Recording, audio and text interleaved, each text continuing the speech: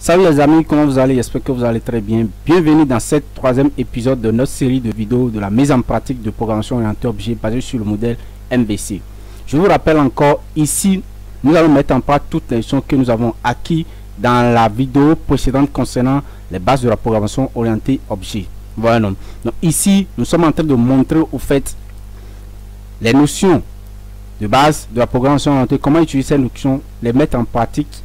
Ici, comment pouvoir les pratiquer, partir d'une idée brute pour obtenir quelque chose en tout cas, quelque chose de réel. Vous voyez, donc ici, il ne s'agit pas de créer tout un framework du début jusqu'à la fin et chercher à utiliser des méthodes les plus efficaces, les plus optimisées ici. Non, il s'agit de pratiquer, de savoir réellement comment nous pouvons déporter nos notions, nos connaissances de base de programmation orientée objet dans un projet réel. C'est tout. C'est de quoi il s'agit ça.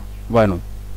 Donc, dans la précédente vidéo, nous avons mis en place les bases structurées. Partie de l'idée, nous avons créé déjà le contrôleur, Tigre contrôleur. Comment nous pouvons, à partir de notre adresse URL, notre requête d'utilisateur, appeler le contrôleur et puis l'action à effectuer. C'est ce que nous avons fait ça. Maintenant, dans cette vidéo, dans cette partie maintenant, nous allons parler de l'affichage des différentes données. On va récupérer ces données depuis la base de données et les afficher sur la page d'accueil. Donc nous allons traiter l'affichage de ces données dans la page d'accueil. Ceci va faire, en tout cas, ceci va faire que nous allons utiliser, nous allons mettre en place le modèle, la classe du modèle et la vue. Donc nous allons voir comment, à partir de contrôleur, nous allons appeler le modèle pour qu'il puisse questionner les données et pour qu'il puisse questionner la base de récupérer les données.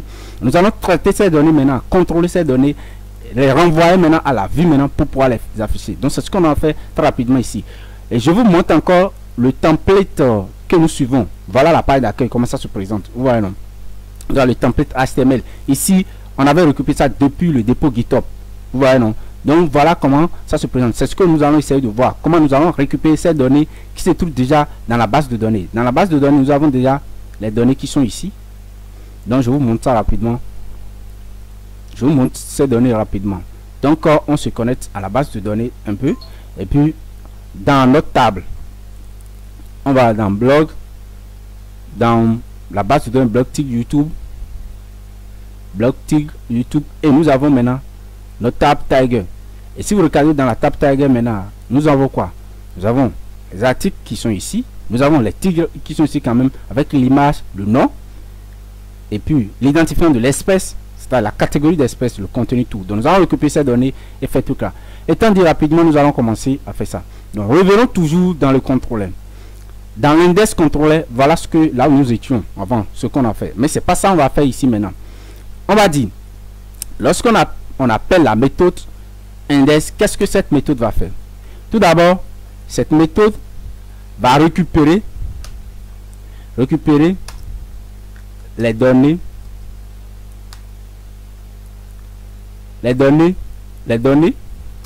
que le modèle va lui envoyer depuis la base de données. Donc ici maintenant on va faire appel d'abord au modèle. Il va appeler le modèle.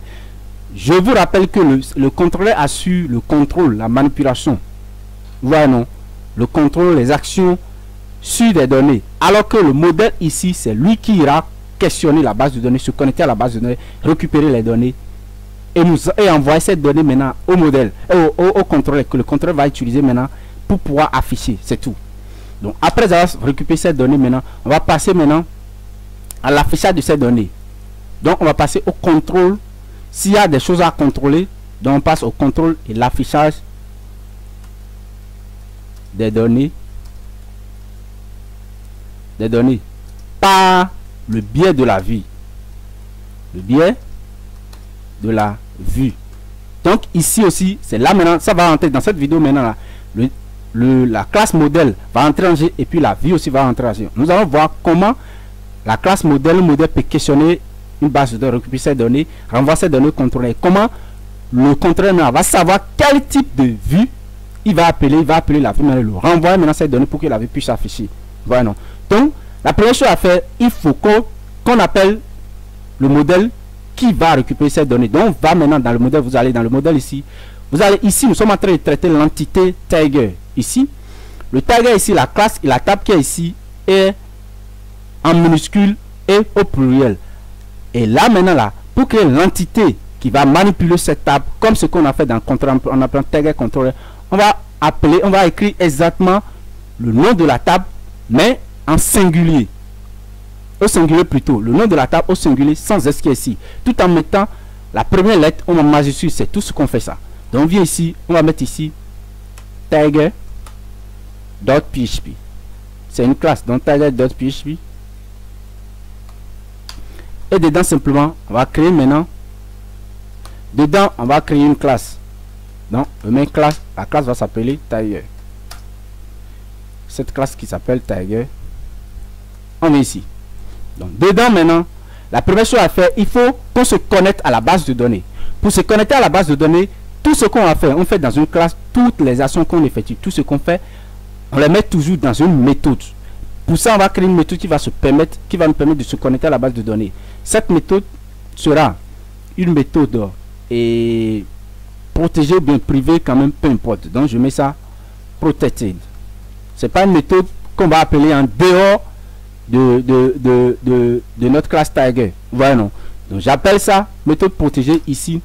Et ça va s'appeler cette méthode, donc protected function. Vous pouvez aussi mettre ça plus si vous ne voulez pas. Hein. Donc vous savez, protected, c'est la portée de la fonction. Ceux qui ont déjà suivi la vidéo du cours de programmation en objet. Donc la fonction, la méthode, je vais l'appeler getPDO. Comme ça. Et cette méthode va nous permettre maintenant de se connecter directement à la base de données. On se comprend. Donc c'est ce que la méthode va nous permettre de faire ça. Donc on vient ici. Ici on met quoi? Je mets comme de commentaire ici, je mets connexion à la base de données. Donc connexion à la base de données avec PDO. Donc on va utiliser ici l'objet PDO ici. Donc je crée une variable ici PDO et je mets new PDO. Donc je crée l'objet PDO. La première chose, je passe ici maintenant le DSN. Le DSN, comment ça se passe? Donc on met mysql d.host et ici c'est local host point virgule. Après local host point virgule, on met le nom de la base de données, donc db name. Et le nom de la base de données ici, si je me rappelle encore, c'est blog tigre YouTube. Blog tigre YouTube. Je finis avec ça, mais je vais traiter directement le jeu de caractères. Donc je mets ici chassette. C'est-à-dire pour traiter le jeu de caractères quoi. Donc je mets chassette, je mets ITF8. Après DSN maintenant, je mets maintenant le nom d'utilisateur. Et le nom d'utilisateur ici c'est route. Pour ma part, c'est route. Vous comprenez non? Donc ici, moi je mets route. Et après, le mot de passe de ma base de données. Moi je n'ai pas de mot de passe. Donc je mets ici comme ça. Je suis en local ici. Et après ça, ça reste maintenant deux options. Deux autres options que je vais passer à... Je vais passer dans mon constructeur PDO. Deux autres options. Voilà non. Maintenant je vais passer ces options rapidement. L'option va se passe dans un tableau. Donc je crée un tableau ici. Avec la notation crochet. Vous comprenez? Donc j'ai un tableau ici. J'ai un tableau ici. Dans le tableau, je passe deux options. La première option concerne le mode d'erreur. Voilà non, le mode d'erreur ici. On va choisir quel mode d'erreur PDO ou bien MySQL va utiliser pour me prévenir en tout cas pour me prévenir des conneries que je fais, que je ferai lors de la connexion à la base de données. Et en tout cas pour signaler ce mode d'erreur, qu'est-ce qu'on fait? Vous mettez simplement PDO ici, deux points ici, vous mettez attribute, donc attr. Vous mettez R mode pour dire le mode d'erreur. R mode comme ça. Vous mettez ici comme tableau associatif quoi. Toi, double flèche comme ça. Vous mettez toujours PTO, deux points. Vous précisez maintenant le mode d'erreur qu'on va utiliser. Donc, nous on met R mode exception. Donc, on veut que quand on va faire des conneries, que PTO lève une exception. Donc, on met R mode exception comme ça. Donc, après ça, virgule. La deuxième option va concerner quoi? Le mode de l'exploitation des données. Voilà non, le mode d'exploitation de données.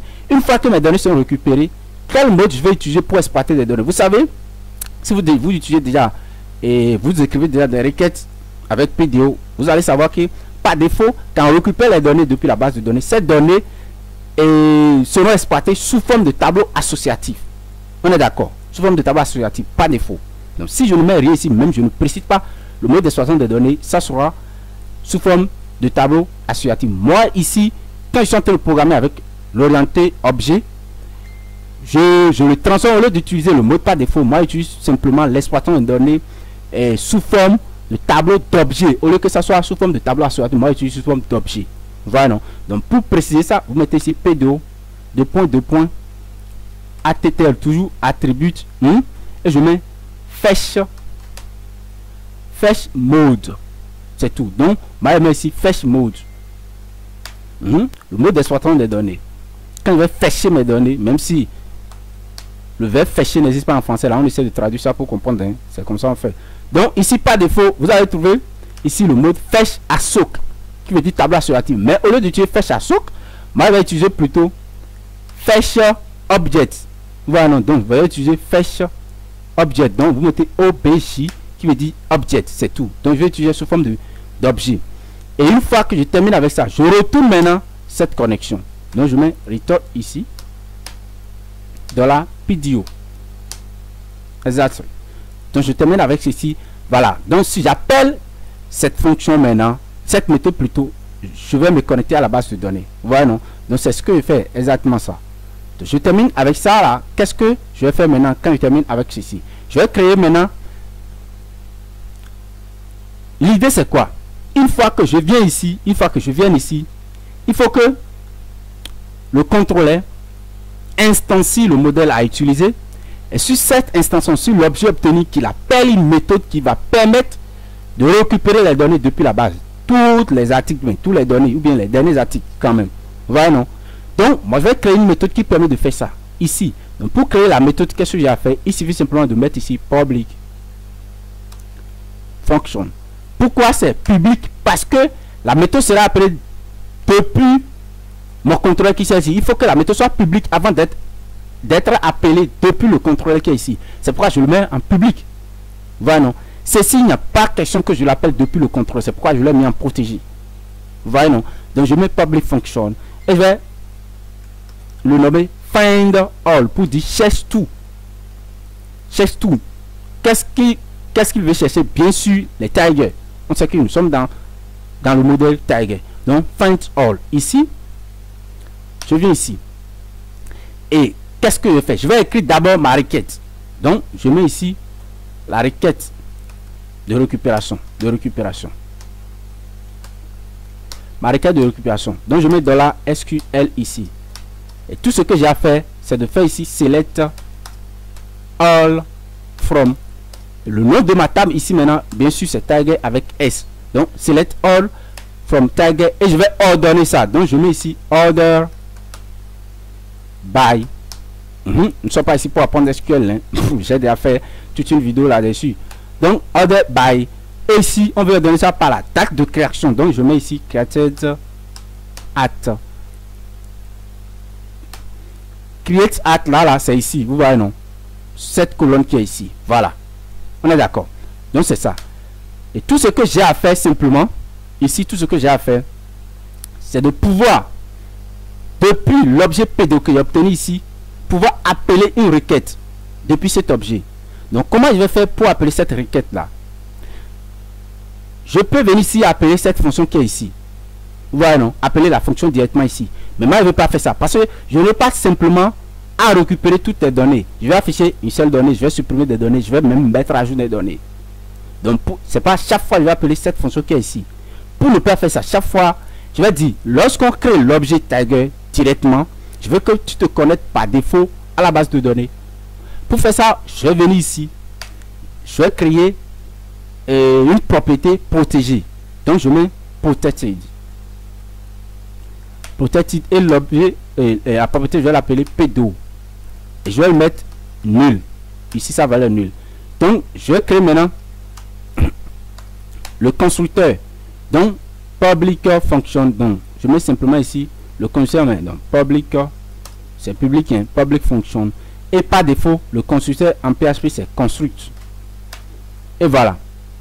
Et je vais dire, si P2O est égal à nul, donc this P2O égal à nul. Si c'est nul, alors il faut te connecter à la base de données ici.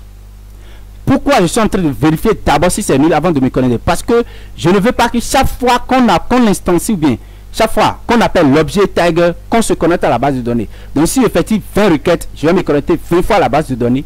Là, ce n'est pas performant.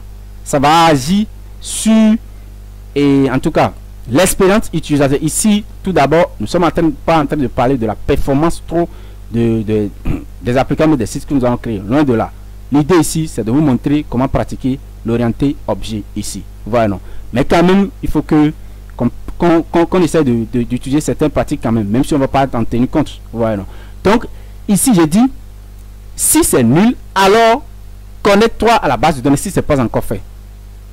Donc, je me connecte une seule fois. Donc, même si j'appelle P2 20 fois, j'appelle new tiger 20 fois, il va simplement se connecter, il va appeler cette fonction une seule fois. C'est ça, on appelle même le design pattern singleton. Voilà, non. Le pattern singleton. Nous sommes pas en train de parler de design pattern ici pour le moment. Vous voyez, c'est autre chose à part. Donc, ici, ce que je vais faire ici, je vais appeler cette méthode ici. Mais rappelez-vous, quand nous effectuons les cours sur la programmation orientée objet, on dit comment on peut appeler, on appelle des méthodes sur des objets, pas sur des classes. Mais lorsque nous voulons appeler une méthode sur une classe, c'est-à-dire à l'intérieur d'une classe, voilà qu'il n'y a pas un objet à l'intérieur. Comment nous allons faire? Et là, on nomme les méthodes à la statique. Vous voyez comment on applique ça ici maintenant, statique. Donc, je mets ici public. Donc, cette méthode doit être statique avant que je ne puisse l'appeler à l'intérieur de la classe. Donc, pour ça, il faut que je mette protected statique ici. Donc, il faut que ça soit statique. Et si c'est statique, alors je peux venir ici. Je peux dire this P2O. Dans P2O, maintenant là, appelle maintenant cette méthode qui va me renvoyer la connexion à la base de données. C'est tout. C'est aussi simple que ça. Pour faire ça, donc comme c'est statique ici maintenant, je ne peux plus faire new.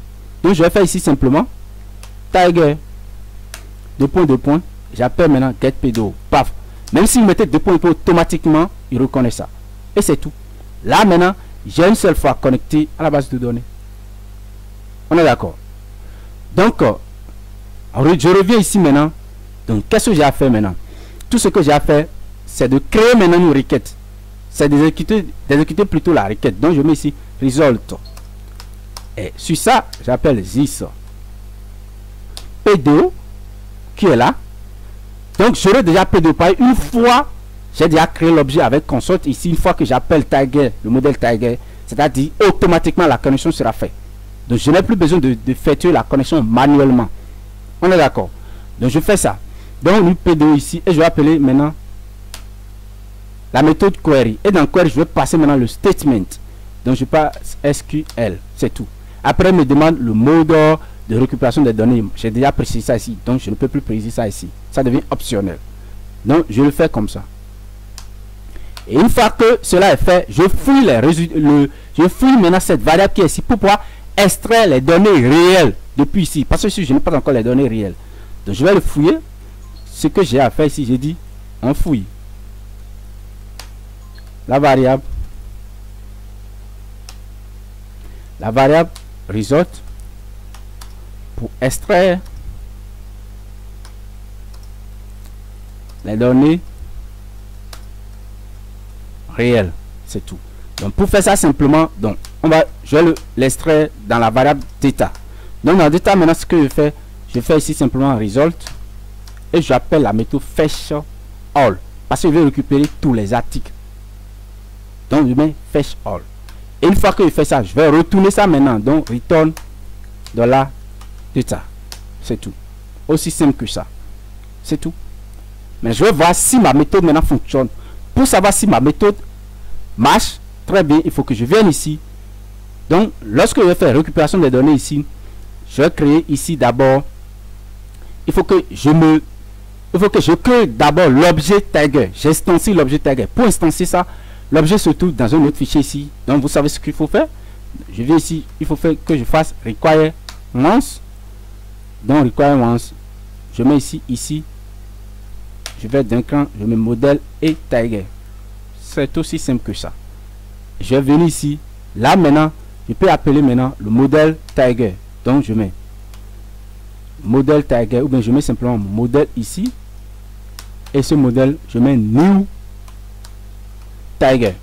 C'est aussi simple que ça. Et New Tiger. Et sur ça maintenant, je vais jouer maintenant tous mes tigres. Donc je vais mettre Tigers. Et je mets ici modèle. Sur ça maintenant, j'appelle maintenant la méthode find all. Voilà. Automatiquement, j'aurai des données ici. Donc find all. Donc une fois que j'ai ça, je vais maintenant donc voir récupération des données et des données tu vis récupération récupérer les données que le vue va, c'est ça hein, je pense que c'est que le vue va lui envoyer depuis la base de données et après contrôle l'affichage de ces données. Donc pour faire le contrôle, j'ai dit si les données sont réellement envoyées, donc if Tiger, voilà le contrôle. Je vérifie si les données sont, alors je renvoie cette donnée maintenant à la vue pour qu'il puisse m'afficher ça. On va faire quelque chose de façon très basique pour le moment. Très basique. J'ai dit, l'idée de cette vidéo c'est de faire les choses mollo. Voilà non. Donc ce que je fais simplement, il suffit que je vienne ici, je vais mettre require. Et je vais dire, il faut que tu me require cette vue là. Quelle vue? Je vais dans views.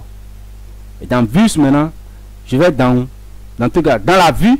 Ici, je vais créer ma vue ici. Donc, j'ai besoin de la vue qui doit être require ici. Donc, pour savoir la vue qui doit être require, je viens dans Views et je dis, je vais créer un sous-dossier qu'on appelle Tigers. Et dans ce dossier maintenant, c'est la vue index que je vais afficher. La page d'accueil. Donc, c'est un fichier. Donc, je viens dans Fichier, je mets index.php ici. Vous voyez, non? Donc, ce que je vais faire simplement ici, je vais dire, dans cette vue-là, bon, je vais dire simplement, ici, je vais mettre quelque chose ici, écho, page d'accueil. Voilà. Je mets écho page d'accueil ici. Donc, je vais venir ici. Donc, depuis là-bas, tu viens dans Views. Et dans Views, maintenant, tu vas trouver un sous-dossier Tigers et dans ce sous-dossier maintenant tu vas trouver index.php et c'est tout. Tu veux l'afficher, c'est tout. Et on ira là-bas pour aller appeler ce contrôleur et cette méthode pour voir si effectivement elle va faire ce que je lui ai demandé de faire. Je viens ici, bien évidemment je vais ici, j'étais ici avant. Donc quand je vais mettre ici index.php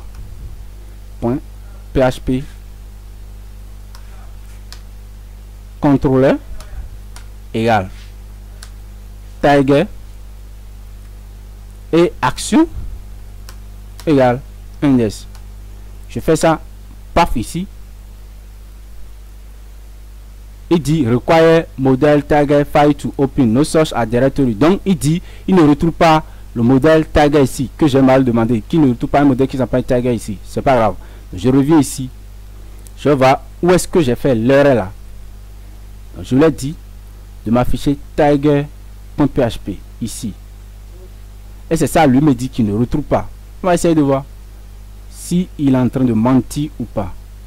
Donc j'ai ici modèle ça tiger.php.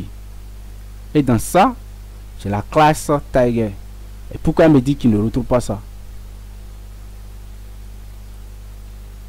Require one source file to source or directory in.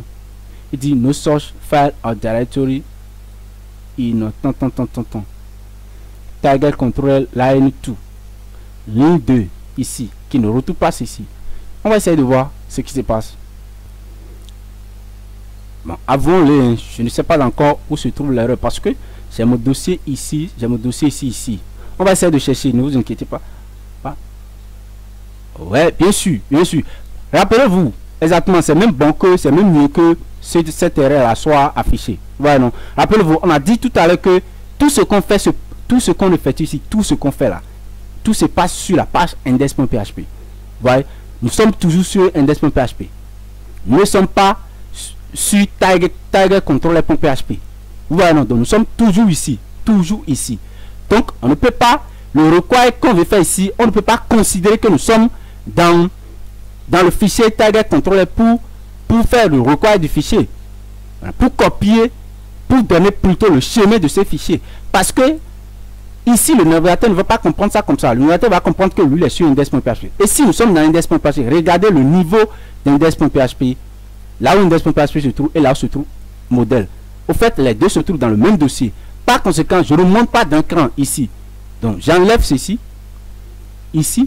Et quand je vais enlever ça, l'erreur doit disparaître. Paf, l'erreur a disparu. Et il a signalé encore l'erreur qui est ici, qui est au ligne 16, concernant la vue.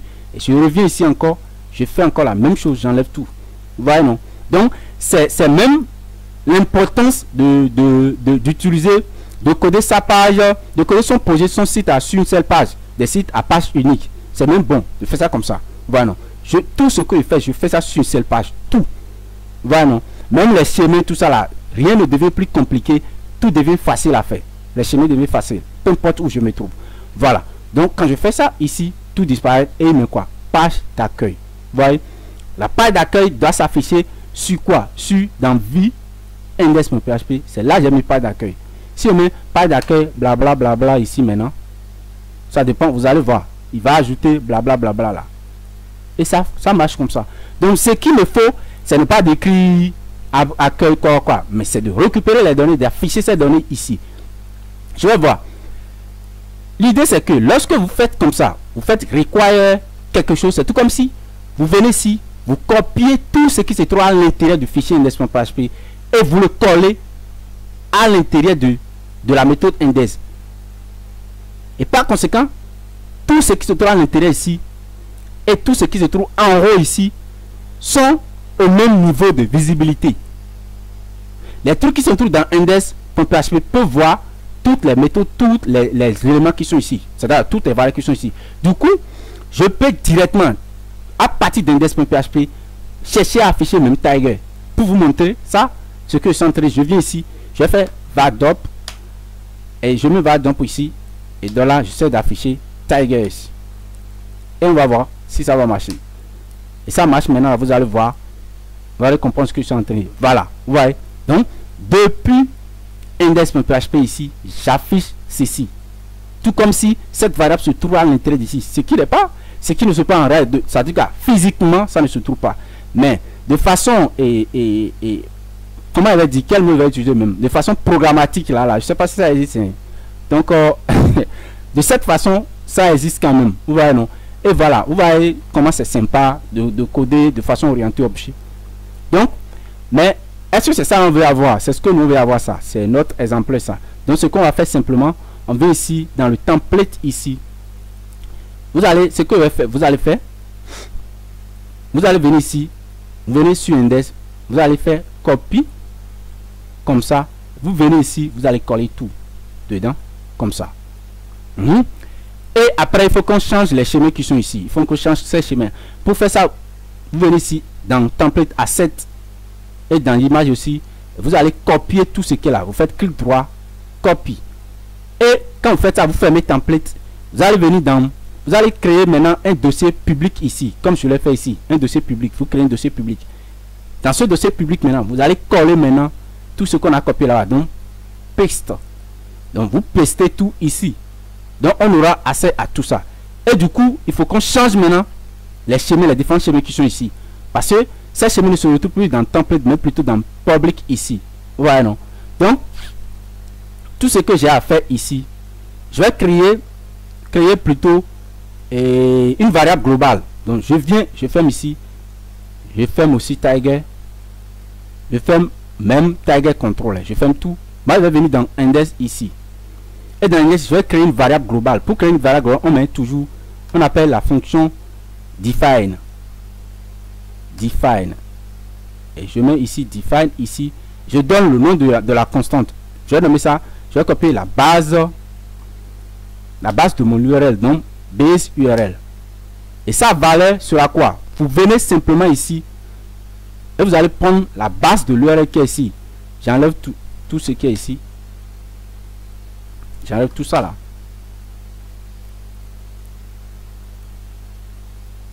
Donc, j'enlève tout ce qui est ici et je vais prendre la base de ça. Voilà, non, donc je prends la base de l'URL, de mon URL qui est ici. Une fois que j'ai fini de prendre ça, je vais venir ici et c'est cette base maintenant là. Je vais mettre ici. Voilà. Et c'est tout. Donc, où est-ce que j'ai même copié ça? Coller ça plutôt.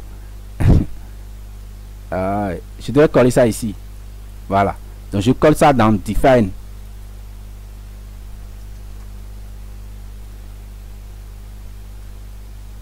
Donc, je colle ça ici. Voilà. Donc, une fois que j'ai collé ça, je vais l'actualiser ici d'abord. Maintenant, il faut que j'utilise ça parce que vous voyez, les trucs ne sont pas visibles, quoi. En tout cas, le style et autres ne sont pas visibles. Je vais utiliser cette variable globale maintenant, ici, pour pouvoir très rapidement retrouver tous les fichiers, ou bien les styles, les images qui se trouvent à l'intérieur du public ici. Voilà. Donc, tout ce que j'ai à faire, je reviens ici, je vais compléter ça ici. Donc, mettez ici du PHP ici. Donc, je mets ici égal ça. Tout comme si je vais écrire du PHP. Et à l'intérieur de ça, maintenant, je mets base URL ici. C'est tout. Voilà, non. Donc, c'est 5 quoi. Au lieu d'écrire tout ce qui est ici, comme ça, là, très long comme ça, vous allez juste mettre base l'URL ici. Et c'est tout. Donc, vous mettez ça ici. Vous venez ici, vous faites exactement la même chose. Mais ici, comme dans Asset maintenant, se trouve directement dans Public. Donc, je viens ici. Je mets Public d'abord. Public ici, avant de mettre Asset ici. Je fais exactement la même chose partout. Donc, je vais copier tout ça. Je le mets ici. Comme ça. Je le mets ici comme ça. Vous voyez? Donc, le fait d'avoir mis ça va me permettre directement d'avoir accès à tout. Voilà, non, à les images, tout ça là. Sauf maintenant ces images qui sont ici. Donc, je ferme ça. Je ferme aussi la navigation. Je reviens ici. Et les différentes images qui sont ici aussi, je les mets comme ça. Et j'aurai accès au moins à une image qui est ici. Vous voyez, non? Donc, j'aurai accès à ça. Les restes des images, moi, je vais laisser ça pour le moment. Donc, ici aussi, ça ne s'affiche pas. Donc, il faut que je vienne ici. Donc, il faut que je vienne ici. Tout d'abord, pour l'affichage de jQuery, je mets ça. Ici aussi, je mets ça. Et quand je vais faire ça, ici, le défilement devrait commencer. Ok. Donc, ça reste simplement l'image à afficher.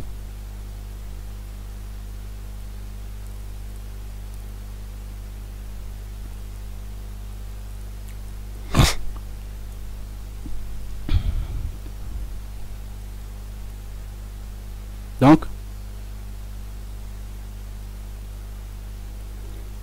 le carrousel qui est ici, l'image que ça donne ici, bon, pour le moment là, je ne vois même pas où ça se trouve. Je vais fermer ça. Ok, l'image c'est ici.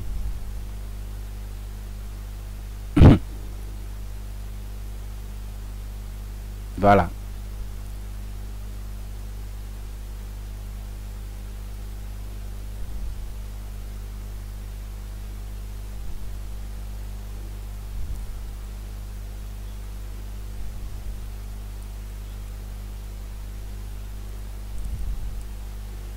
Et je fais la même chose ici.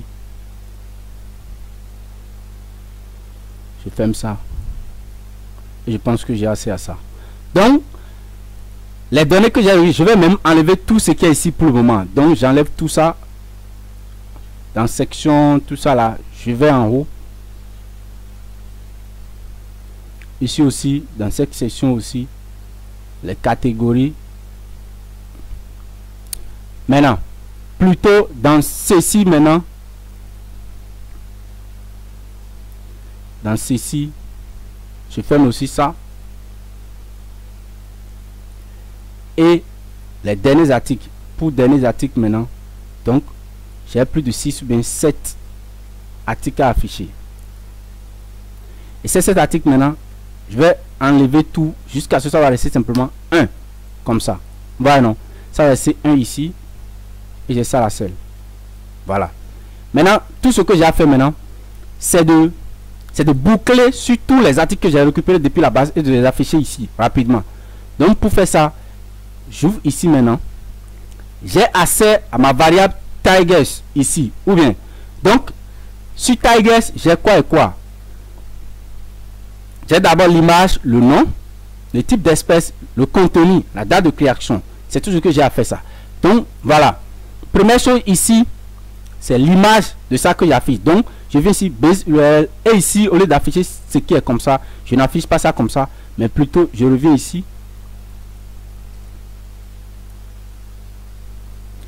Et j'affiche plutôt.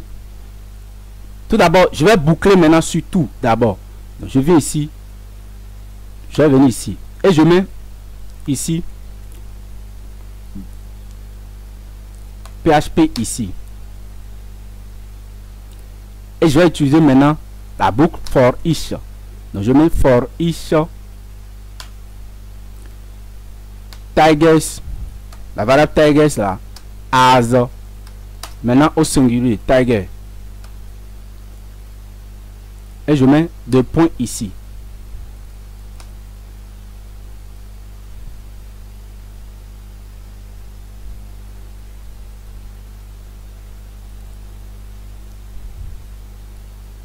Je fais la même chose ici, je mets end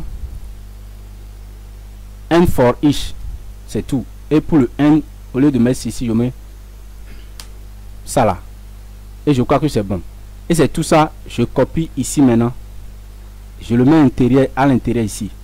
Le fait d'avoir mettre ça directement me permet déjà d'avoir plus de... J'ai combien d'éléments ici? 4 éléments. Ou bien 1, 2, 3, 4. Donc j'aurai déjà 4 éléments ici. Rapidement. Voilà, 1, 2, 3, 4. Vous voyez, j'ai 4 éléments. Donc, tout ce que j'ai à faire ici, je viens ici et j'affiche maintenant sur Tiger. Sur Tiger ici maintenant. Sur Tiger, j'appelle image. C'est tout. Parce que je l'ai nommé quoi? Image ici. Donc, je le fais tout comme si je suis en train d'appeler un objet. Donc, sur Tiger, cette variable qui est ici maintenant, j'appelle maintenant image qui est ici. C'est tout. Vous voyez, non? Donc, quand je vais faire ça, je vais voir. Et ça m'affiche maintenant les 4 images des différents animaux. Voilà, non, les 4 images. Donc ça reste à afficher maintenant les noms ici. Donc pour afficher les noms, c'est aussi simple que ça. Je reviens ici, je fais exactement la même chose. Là où j'ai mis titre d'animal ici, je mets plutôt et je mets ici name. Je fais ça.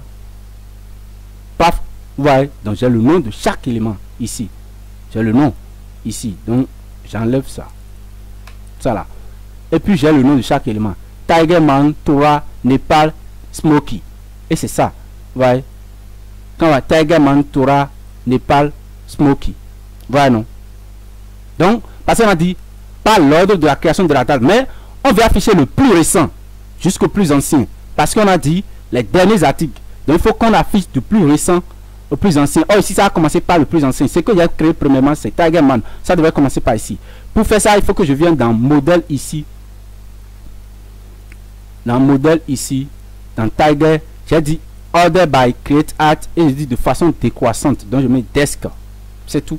Si je fais ça, vous allez voir ce que ça va créer. Ça va changer tout. Boum. Ça devrait changer tout rapidement. Donc je devrais avoir Smoky avant d'avoir Tigerman. Je dis order by create at desk. Voilà, non. En tout cas, ça devrait fonctionner. Je ne sais pas pourquoi, mais ça va marcher. On sera en train de voir ce qui a fait que ça va marcher. Bon, vous mettez desk là rapidement, quoi. Donc, après ça, je vais même fermer ça là. Donc, après ça, maintenant, il faut que j'affiche maintenant le contenu. Maintenant, je reviens ici. Pour afficher le contenu qui est ici maintenant, je ne vais pas afficher tout le contenu. Parce que pour afficher le contenu, c'est aussi simple que ça. Il faut que je vienne, par exemple, ici. Il faut que je vienne ici et je mets simplement ici content. Content, comme c'est mis ici, content. Simplement que ça va m'afficher, ça va recueillir tout le contenu, ça va afficher ça. Ce que moi je ne veux pas. Voilà, non. quand je vais venir ici maintenant, je vais essayer de faire ça. Ouais, ça m'affiche tout le contenu blélé comme ça, trop long. Moi, je ne vais pas. Je vais afficher simplement une portion. Pour afficher une portion, il suffit que j'appelle la méthode substring. Je dis la méthode, la fonction substring. Donc j'appelle substring. Je lui passe maintenant, première chose, je lui passe la chaîne et je lui passe, je dis à partir d'où, dans à partir de 0, et il va extraire jusqu'à 100 mots pour moi. Voilà, donc quand je vais faire ça, ben 100 trucs là, je vais faire ça, je dis 100 mots, ça va extraire jusqu'à 100 caractères. Donc je crois que ceci c'est bon, ou bien je mets ça à 150 ici. Oui, je crois que 150 c'est bon. Et je mets maintenant mes points d'expansion. C'est tout. Voilà. Vous voyez, donc j'ai déjà quelque chose qui n'est pas mal, qui est déjà sympa. Voilà, non, qui n'est pas mal. Ce qui va rester maintenant, c'est la gestion de la catégorie qui est ici. Voilà, non. Parce que ici maintenant, je n'ai pas récupéré la catégorie. Donc, il faut que je gère la catégorie. Il faut que je crée le modèle catégorie pour pouvoir récupérer maintenant la catégorie des espèces ici. Pour pouvoir les afficher aussi ici. J'ai déjà le nom maintenant, la photo, le contenu. Donc, ça reste à gérer la catégorie et l'affichage. Donc, c'est ce qu'on va faire dans la prochaine vidéo maintenant. Si la vidéo vous a plu, ce que je vais vous demander, c'est de donner un pouce bleu pour moi. Je crois que ça va me faire beaucoup plaisir. Après, si vous n'êtes pas abonné, il faut vous abonner, cliquer sur la cloche de notification pour être ensemble avec nous. Et partagez aussi la vidéo pour aider d'autres communautés à découvrir la vidéo. Dites ce que vous pensez de la vidéo dans les commentaires. Voilà, dites ce que vous pensez quand même. Parce que moi, ma satisfaction est de vous satisfaire. Vous comprenez, non? Donc, on est ensemble et dit à la prochaine.